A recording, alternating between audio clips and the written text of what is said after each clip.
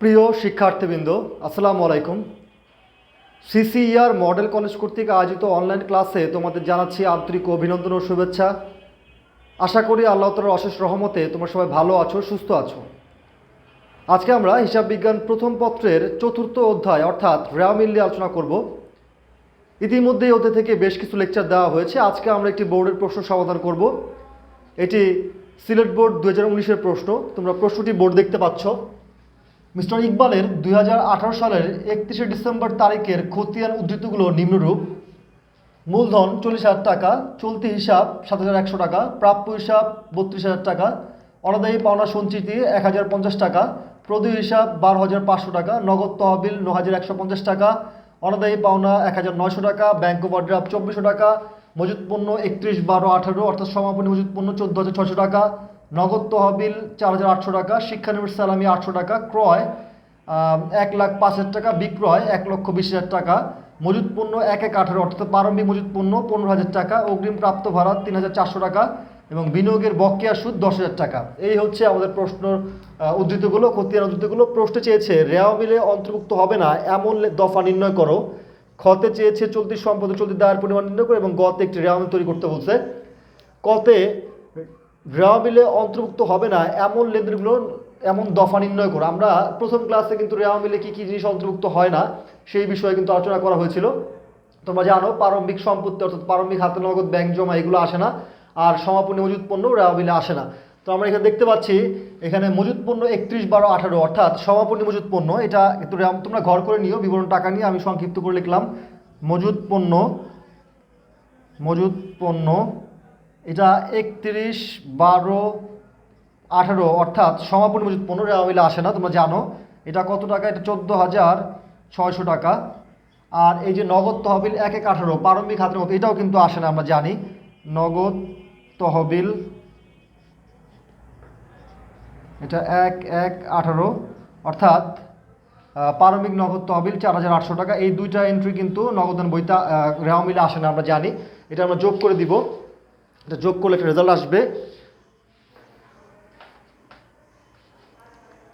14,600 আর হচ্ছে 4,800, চলে আসবে 19,400 টাকা। 19,400 টাকা এই এন্ট্রিটুকু রেওয়ামিলে আসবে না। ওকে, এবার আমরা খতে চলে যাব। চলতি সম্পত্তি চলতি দায়ের পরিমাণ কিন্তু খুব সহজ। আমরা চলতি সম্পত্তিগুলো আগে, চলতি সম্পত্তি এবং দায় সবগুলো একসাথে নির্ণয় করতে পারি চাইলে। মূলধন এটা মালিকানা সত্ত্ব, চলতি হিসাব মানে উত্তোলন, এটা আসবে না। প্রাপ্য হিসাবে চলতি সম্পদ, আমি লিখলাম প্রাপ্য হিসাব। তোমরা ঘর করে করতে পারো বা এইভাবে করতে পারো। প্রাপ্য হিসাব কত টাকা? প্রাপ্য হিসাব হচ্ছে 32,000 টাকা, 32,000 টাকা। আচ্ছা, প্রাপ্য হিসাব। তারপর অনাদায়ী পাওনা সঞ্চিতিটা আসবে না, এটা তো ইসে আসবে। প্রদেয় হিসাব চলতি দায়, আমরা প্রদেয় হিসাব লিখলাম এখানে। প্রদেয় হিসাব কত? প্রদেয় হিসাব 12,500। 12,500। তারপর আছে নগদ তহবিল 31/12 অর্থাৎ সমাপনী হাতে নগদ। হ্যাঁ, সমাপনী নগদ কিন্তু এটা চলতি সম্পত্তি, আমরা জানি। নগদ এটা 31/12/18। এটা কত? এটা হচ্ছে 9,150। 9,150 এটা গেল। তারপর অনাদায়ী পাওনা একটা পরিচালন ব্যয়, ব্যাংক ওভারড্রাফট মানে ব্যাংক জমাতিরিক্ত, এটা চলতি দায়। আমরা ব্যাংক ওভারড্রাফটটা এখানে লিখব। ব্যাংক ওভারড্রাফট কত? 2,400 টাকা। আচ্ছা, তারপরে আছে এখানে মজুত পণ্য 31/12/18, এটা কিন্তু সমাপনী মজুত পণ্য। সমাপনী মজুত পণ্য চলতি সম্পদ, আমরা এখানে লিখলাম মজুত পণ্য 31/12/18, এটা 14,600 টাকা। 14,600। আচ্ছা, নগদ তহবিল 1 তারিখেরটা কিন্তু এখানে আসবে না, কারণ সমাপনীটা এখানে আসে। তোমরা জানো চলতি সম্পত্তির সমাপনীটা কাউন্ট করা হয়, প্রারম্ভিকটা কাউন্ট করা হয় না।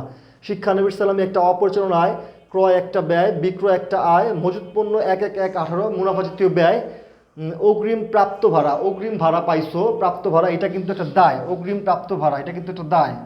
অগ্রিম প্রাপ্ত ভাড়া, অগ্রিম আয় হচ্ছে দায়। অগ্রিম প্রাপ্ত ভাড়া 3,400। আচ্ছা, তারপর আছে বিনিয়োগের বকেয়া সুদ। বিনিয়োগ করছে, ওইটা সুদটা আমরা এখনো পাই নাই, পাবো। এটা আমাদের চলতি সম্পত্তি। বিনিয়োগের বকেয়া সুদ, বিনিয়োগের বকেয়া সুদ, বিনিয়োগ ভাগের সুদ কত? 10,000 টাকা। এই হচ্ছে আমাদের চলতি সম্পদ চলতি দায়গুলো। তোমরা এইভাবে করে ফেলতে পারো, এইভাবে করলে ভুল হওয়ার সম্ভাবনাটা কিন্তু কম থাকবে। আচ্ছা, আমরা একটু যোগ করে দিচ্ছি। 32,000, 9,150, 14,600, আর হচ্ছে 10,000, অর্থাৎ 65,750। 65,750 এটা হচ্ছে আমাদের চলতি সম্পত্তির পরিমাণ। আর চলতি দায়ের পরিমাণ হচ্ছে 12,500 যোগ 2,400 যোগ 3,400, এটা হচ্ছে 18,300। 18,300 এগুলো হচ্ছে আমাদের চলতি দায়ের পরিমাণ। হ্যাঁ, আশা করি তোমরা বুঝতে পেরেছো। 65,750, 18,300 আর হচ্ছে 19,400। ঠিক আছে, এটা হচ্ছে আমাদের খ গেল। এবার আমরা রেওয়া মিলে চলে যাব। রেওয়া মিলের জন্য তোমরা কিন্তু আগেই রেওয়া মিল সম্পর্কে কিন্তু আগেই তোমাদের ধারণা আছে। আমি একটা ঘর কাটতেছি, তোমরা এই ফাঁকে তোমাদের যে নোটের সূত্র আছে সেটা দেখতে পারো। রেওয়া মিলের ঘর তোমরা সবাই জানো যে ক্রমিক নং, বিবরণ আর হচ্ছে ডেবিট টাকা, ক্রেডিট টাকা। যেহেতু অল্প জায়গা, অল্প স্পেস, একটু বাঁকাতরা হলে তোমরা বুঝা নিও।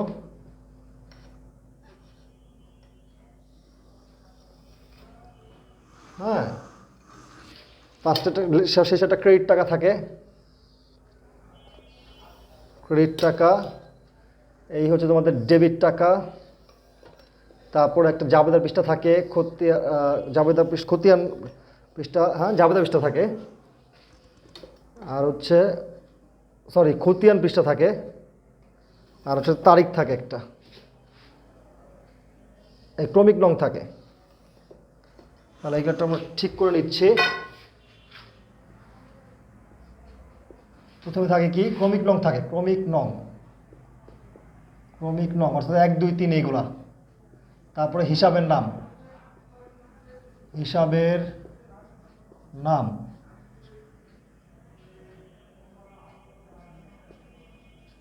তারপর থাকে খতিয়ান পৃষ্ঠা। এটা ডেবিট টাকা আর হচ্ছে ক্রেডিট টাকা। এই হচ্ছে আমাদের রেওয়া মিলের ঘরটা। প্রথমে আমরা এখানে রেওয়া মিল, এখানটা গ নাম্বার রেওয়া মিল।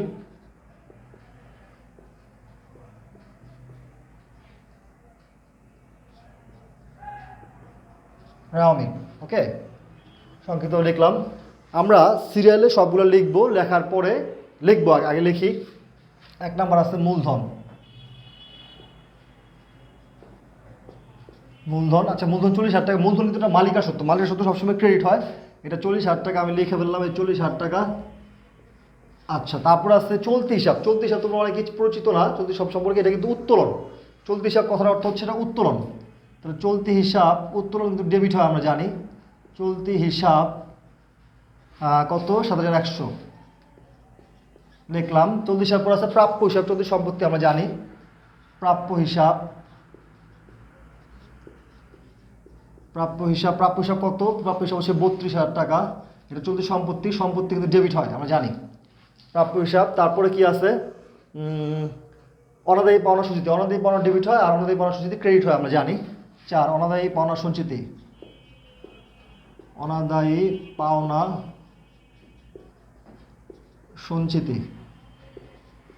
কত টাকা অনাদায়ী পাওনা সঞ্চিতি? 1,050 টাকা। আচ্ছা, এখন তোমাদের কিন্তু খেয়াল করতে হবে। আমি কিন্তু খুব দ্রুত লিখে ফেলতেছি। হ্যাঁ, তোমাদের কিন্তু জানতে হবে আসলে মূলধন জিনিসটা কি। আমি একটা কাজ করে লিখে দিচ্ছি। এটা মালিকানা সত্ত্ব।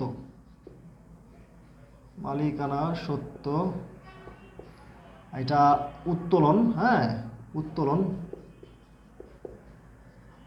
প্রাপ্য হিসাব সম্পদ। এটা হচ্ছে অনাদায়ী। এটা মনে রাখবা কীভাবে? অনাদায়ী পাওনা ডেবিট, অনাদায়ী পাওনা সঞ্চিতি ক্রেডিট এইভাবে মনে রাখবা। 5 নাম্বার। এটা 5 নাম্বার কি আছে? প্রদেয় হিসাব। এটা দায়। প্রদেয় হিসাব ক্রেডিট হবে, কারণ কি? এটা দায়। আয় দায় মূলধন কিন্তু ক্রেডিট হয়। প্রদেয় হিসাবটা দায় কত টাকা? 12,500। আচ্ছা, তারপরে কি আছে? নগদ তহবিল। 6 নাম্বার আছে নগদ তহবিল। তোমরা জানো প্রারম্ভিক নগদ তহবিল কিন্তু আসে না, এটা কিন্তু সমাপনী। 31, 12, 18 নগদ তহবিল কত আছে এখানে? 9,150। এটা সম্পত্তি, এটা তো লিখতে হবে না। নগদ তহবিল সম্পত্তি আমরা জানি। 7 নাম্বার অনাদায়ী পাওনা। একটা মুনাফাজিত ব্যয়, মানে অপরিচালন ব্যয়। অনাদায়ী পাওনা, এটা একটা ব্যয়। অনাদায়ী পাওনা, এটা একটা পরিচালন ব্যয়, পরিচালন ব্যয়, এটা একটা ডেবিট হবে, ব্যয় তো ডেবিট আমরা সবাই জানি 1900। আচ্ছা, তারপরে আছে ব্যাংক ওভারড্রাফট। ব্যাংক ওভারড্রাফটের বাংলা হচ্ছে ব্যাংক জমাতৃপ্ত। ব্যাংক ওভারড্রাফটের বাংলা হচ্ছে ব্যাংক জমাতৃপ্ত। ব্যাংক ওভারড্রাফট এটা একটা দায়।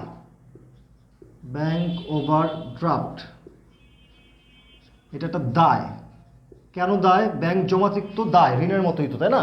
তাহলে এখানে 2400 টাকা দায় কিন্তু ক্রেডিট হয় 2400 টাকা। আচ্ছা, গেল। তারপর কি আছে? মজুত পণ্য একটি সমাপনী পণ্য রেওয়ামিলে আসে না, নগদ তহবিল একটি রেওয়ামিলে আসে। শিক্ষানিবেশ সালামি এটা একটা আয়। শিক্ষানিবেশ সালামি, শিক্ষানিবেশ সালামি, শিক্ষানবিশ সালামি কত? 800 টাকা। এটা ক্রেডিট, এটা একটা আয়। শিক্ষানিবেশ সালামি কিন্তু একটা আয়। খেয়াল করো, খেয়াল রেখো, এটা আমি লিখলাম আয়। এটা এটা হচ্ছে অন্যান্য আয় বা অপরিচালন আয়। তারপর আছে কি? ক্রয়। ক্রয় একটা ব্যয়, আমরা জানি ক্রয় একটা ব্যয়, এটা লেখার দরকার নাই, এটা তোমরা সবাই জানো। এটা হচ্ছে ব্যয়, ব্যয় ডেবিট হয় 10,000, 1,05,000। তারপরে 11তে আছে হচ্ছে বিক্রয়। বিক্রয় একটা আয়, এটা লেখার দরকার নাই, তোমরা জানো বিক্রয় কত টাকা, বা 1,20,000 টাকা। বিক্রয় 1,20,000 টাকা। আচ্ছা, তারপর আছে অগ্রিম মজুত পণ্য, প্রারম্ভিক মজুত পণ্য। প্রারম্ভিক পণ্য হচ্ছে ব্যয় পর্যায়ে পড়ে, এটা 12। মজুত পণ্য এটা ব্যয়, মজুত পণ্য এটা হচ্ছে প্রারম্ভিক 1/1/18। এটা একটা ব্যয়, এটা ডেবিট পাশে বসাবা। কত টাকা? 15,000 টাকা। তোমরা রেওয়ামিল সবাই পারো, তারপরেও একটু বলতেছি। অগ্রিম প্রাপ্ত ভাড়া এটা একটা দায়। অগ্রিম প্রাপ্ত ভাড়া, আগে কাজ না করে টাকা নিয়ে নিছি, ভাড়া নিয়ে নিছি, দায় এটা 3,400। আচ্ছা, তারপরে কি আছে? বিনিয়োগের বকেয়া সুদ। এটা কিন্তু সম্পত্তি, বিনিয়োগ করছি, এটা সুদ পাবো। বিনিয়োগের বকেয়া সুদ কত? 10,000 টাকা। এই হচ্ছে আমাদের রেওয়ামিলটি। রেওয়ামিলের দুই পাশ কমে যায়, দুই পাশ মিলে যায়। আর যদি মূলধন না থাকে, আচ্ছা দেখি দুই পাশ মিলে কিনা আগে। 7,100, 1,100, 32,000, 9,150, 1,900, যোগ হচ্ছে তোমার 1,05,000, যোগ হচ্ছে 15,000, যোগ হচ্ছে 10,000, মানে হচ্ছে 1,80,000, 1,80,150। এটা হচ্ছে ডেবিট পাশটা, 1,80,150। এবার দেখি ক্রেডিট পাশটা মিলে কিনা। 40,000, তারপর হচ্ছে 1,050, 12,500, তারপর হচ্ছে 2,400, তারপর হচ্ছে 800, হ্যাঁ, তারপর হচ্ছে 1,20,000, আর হচ্ছে 3,400। এটা হচ্ছে 1,80,150, অর্থাৎ মিলে গেল 1,80,150। এটা সিলেট বোর্ড 2019-এর প্রশ্ন, দুই পাশ মিলে গেল। আশা করি তোমরা বুঝতে পেরেছো। তারপরে তোমাদের যদি কোনো প্রবলেম মনে হয়, তাহলে ক্লাস যে টাইমটা, সেই টাইমটা কিন্তু আমরা সবাই অ্যাক্টিভ থাকি, সেখানে তোমরা একটু প্রশ্ন করবা, আমরা ভয়েস SMS-এর মাধ্যমে অথবা SMS-এর মেসেঞ্জারের মাধ্যমে সমাধান করার চেষ্টা করব। ঠিক আছে, সবাই ভালো থাকো, আল্লাহ হাফেজ।